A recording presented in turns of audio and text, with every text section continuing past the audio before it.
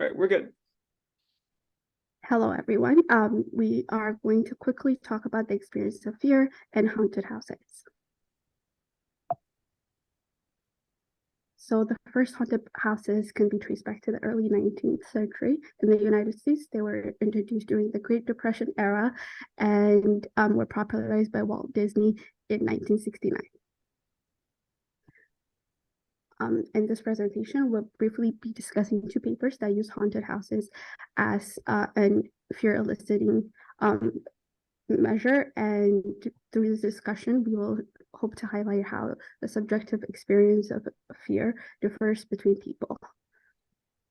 So the first study we're going to look at is Anderson et al. So in this study published in 2020, a group of researchers in Denmark, they wanted to test the hypothesis that recreational fear involves both sensation of fear and enjoyment, and that fear has a little risk, so it's not threatening to a person's survival.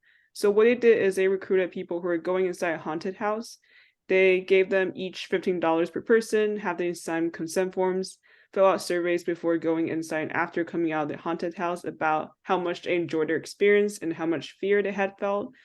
And they also asked participants to wear a heart rate monitor and have their reactions recorded on video inside the haunted house at 3 different locations, so researchers can code their responses later on.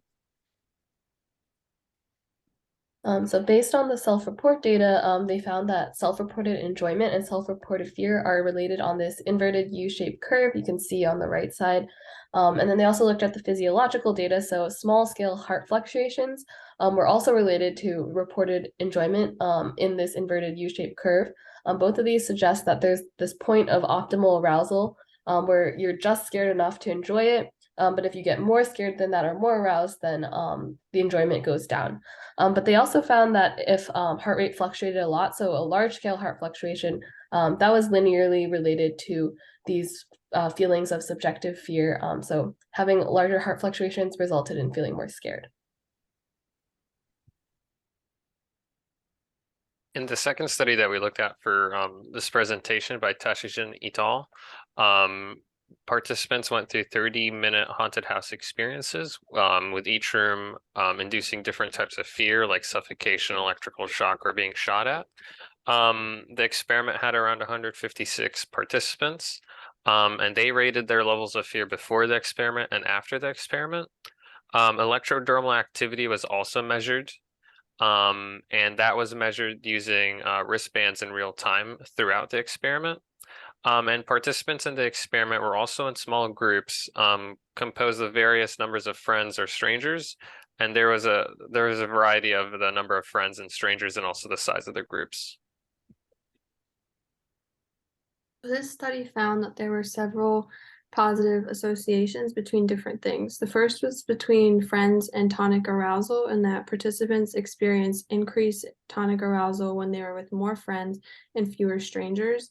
The second positive association was between unexpected attack and the frequency of phasic activity.